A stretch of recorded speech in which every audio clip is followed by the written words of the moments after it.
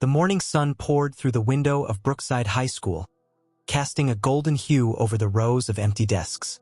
Mr. Anderson took a deep breath, gripping the edges of his desk as he tried to steady himself. The room, usually filled with the energy of his students, now felt oddly silent. His body had been sending him signals for months. Constant fatigue, lingering aches, the occasional dizzy spell. At first, he brushed it off as stress, a natural part of dedicating himself to his students.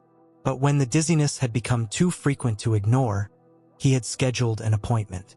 Now he regretted going. The doctor's words echoed in his mind, a weight pressing against his chest. "I'm so sorry, Mr. Anderson. The tests confirm it's terminal." Terminal, a cruel word. A word that stripped away future plans, that forced him to count his remaining time instead of looking forward to it. "How long do I have?" he had asked, his voice hollow.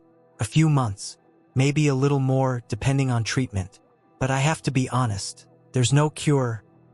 He had nodded numbly, clutching the chair as though it would anchor him to reality. The doctor spoke about options, palliative care, how to prepare, but he barely heard any of it. All he could think about was his classroom, his students, and the lessons he had yet to teach. Now, as he sat at his desk, he ran a hand through his graying hair, staring at the familiar walls. Bookshelves lined the room, filled with classic literature. Harper Lee, Steinbeck, Fitzgerald. Stories he had spent his life bringing to life for his students. He wasn't ready to leave this behind. A soft knock at the door pulled him from his thoughts. "Mr. He looked up to see Lucas, one of his students, peeking inside.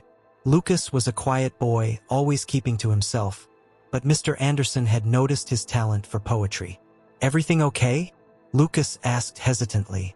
Mr. Anderson forced a smile, though it felt heavy on his face. "Of course, Lucas. Just thinking."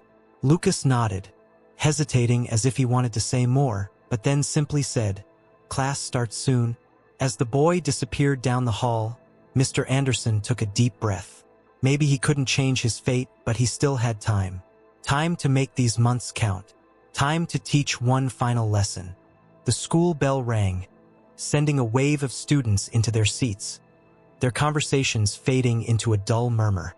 Mr. Anderson stood at the front of the classroom, watching them settle in. For years, this had been his world.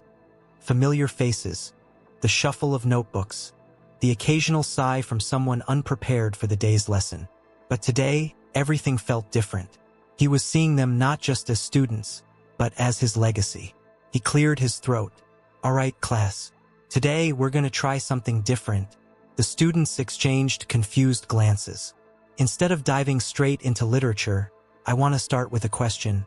He paused, letting the room settle. "What do you believe you're good at? Not just academically, but in life?" A few students chuckled. Others shifted uncomfortably. "Come on, don't be shy," he encouraged. Jessica, a girl who usually kept to herself, hesitated before raising her hand. I don't think I'm good at anything." Mr. Anderson smiled gently. "That's not true. Tell me, what do you enjoy doing?" She shrugged. "I guess I like drawing, but it's just whatever. It's not important." "Who told you that?" She blinked, caught off guard. "Let me tell you something, Jessica. The world will try to convince you that your talents don't matter unless they make you rich or famous. That's a lie. What you love is important. If drawing makes you happy, then it matters. Don't let anyone tell you otherwise." The class was silent, taking in his words. Then, a voice from the back. "What about me, Mr. A?" It was Michael, the class troublemaker. Always pushing limits, always testing patience. Mr. Anderson leaned against his desk. "What do you think you're good at, Michael?" Michael smirked. "Arguing." A few students laughed, but Mr. Anderson nodded. "You know what? You might be right. I've seen you debate topics in here better than most adults do. Have you ever thought about using that skill for something bigger?" Michael scoffed. "Like what? Being a lawyer? Why not?" The room went quiet again. Michael shrugged, but there was something different in his expression, like he was seeing himself in a new way. Mr. Anderson turned to Lucas, who had remained silent. "And you, Lucas?" Lucas hesitated, then finally mumbled, "I like writing." "Then you should write." Lucas frowned. "But no one reads poetry anymore." "You read it," Mr. Anderson said simply. "And if something moves you, then it's worth writing. Never stop." He glanced around the room, seeing the gears turning in their young minds. This was what he had always loved about teaching. Not just the curriculum, but helping them see what they couldn't see in themselves. And today he had done just that. That afternoon, as he packed up for the day, he felt exhausted. But it wasn't just from his illness. It was the kind of exhaustion that came from giving everything you had. He had made a promise to himself that morning. If these were his last months, they would be the most meaningful ones of his life. And today had been just the beginning. The weeks passed, and Mr. Anderson poured every ounce of energy he had left into his students. Every lesson became more than just words on a page. It became a life lesson, a piece of his soul given to them in ways they didn't even realize. He saw changes. Jessica started bringing her sketches to class, showing them shyly to the friends she never knew she had. Michael, once the class clown, stayed after school to argue mock debates with him, actually considering the idea of law school.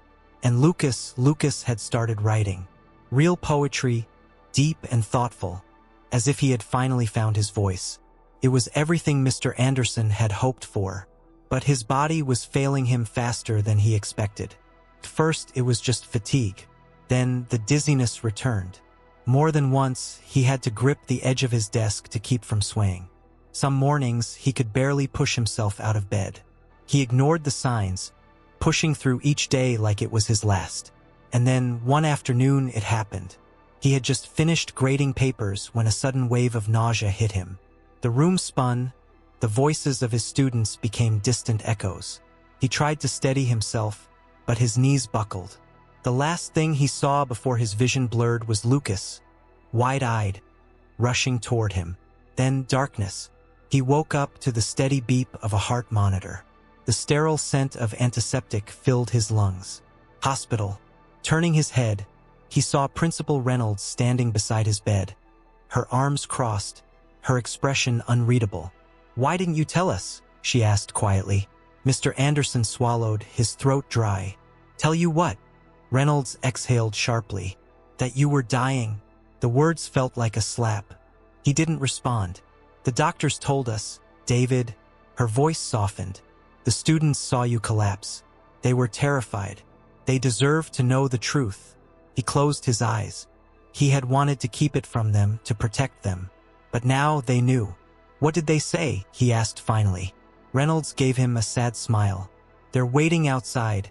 When they let the students in, Mr. Anderson wasn't prepared for what he saw. Jessica, Michael, Lucas, nearly his entire class, crowded into the hospital hallway, clutching handmade cards, notebooks, and books. Their faces were red from crying.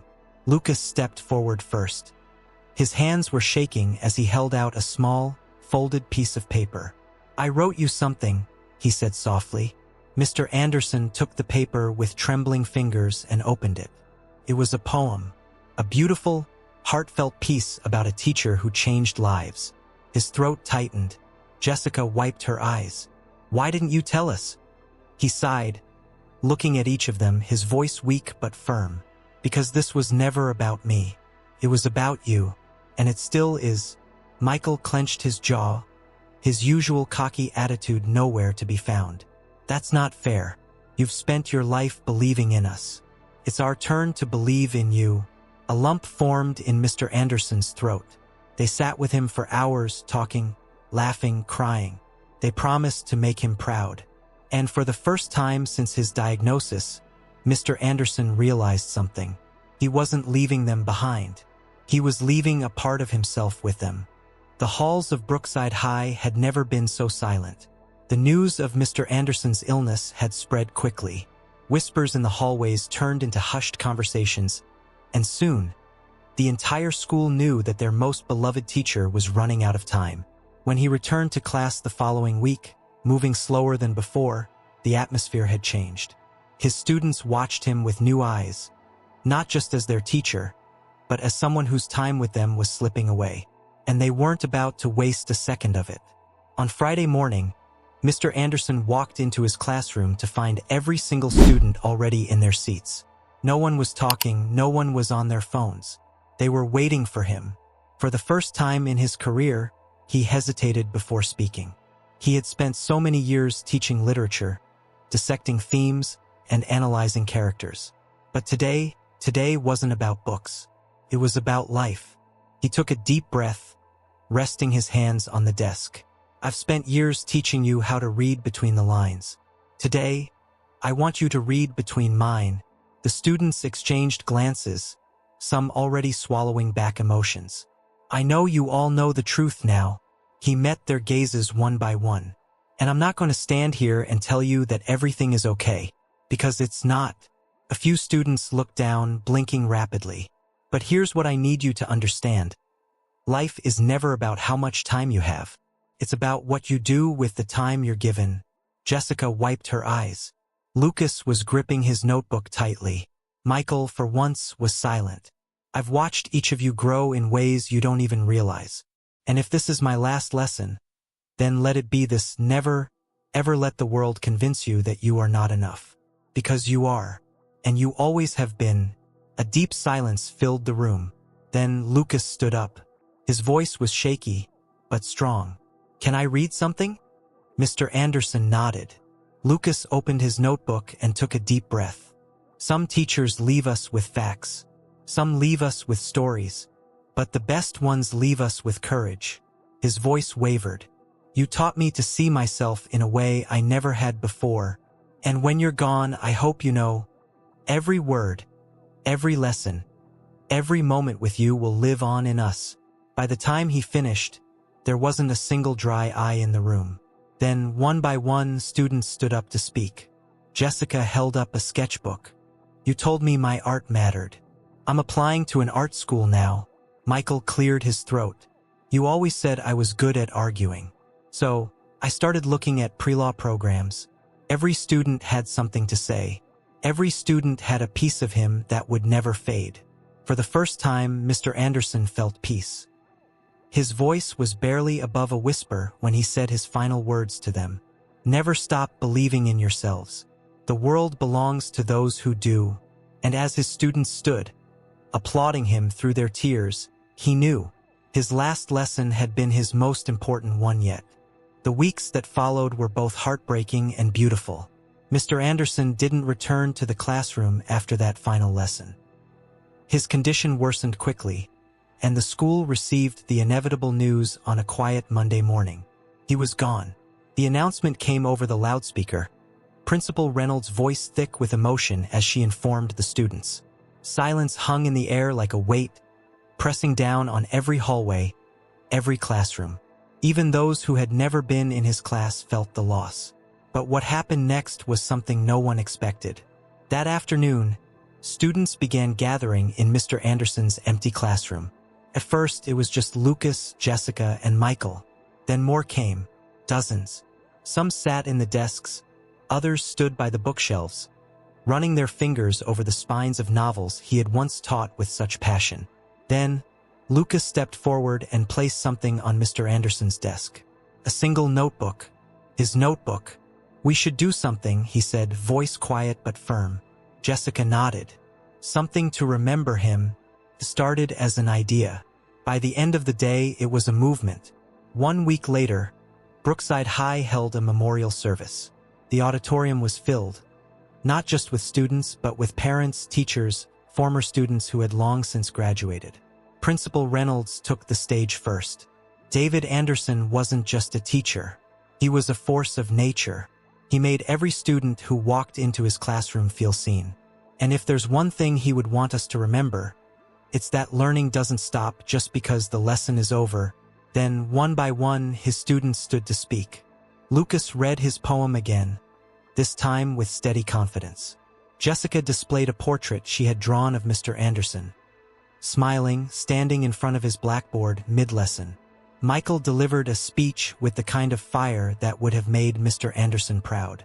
And at the end of it all, Principal Reynolds made an announcement that left the room breathless. Starting next year, the school library will have a new name, the Anderson Learning Center. Inside, There will be a wall filled with messages, stories, and lessons from those who knew him best, so that his words never fade. A standing ovation erupted. Tears, smiles, a bittersweet ache that filled every heart. Mr. Anderson was gone, but his lessons, his impact, his belief in his students, those things would never die. Years later, Lucas walked through the halls of Brookside High once more. The school felt smaller now, yet the moment he stepped into the library, it was like stepping into a time capsule. The wall dedicated to Mr. Anderson was covered with handwritten notes. "You changed my life. Because of you, I never gave up. You saw something in me that no one else did." Lucas smiled, tracing his fingers over the words. Then he reached into his bag and pulled out a book, his first published poetry collection. And on the dedication page, right beneath the title, "For Simple Words Stood Alone." For Mr. Anderson, always, because some teachers don't just teach, they change lives, and some lessons, they last forever.